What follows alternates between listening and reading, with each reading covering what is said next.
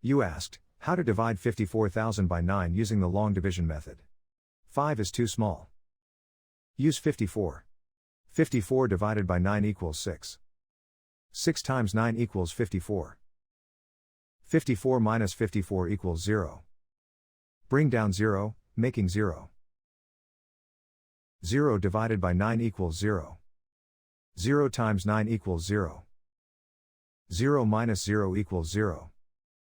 Bring down 0, making 0. 0 divided by 9 equals 0.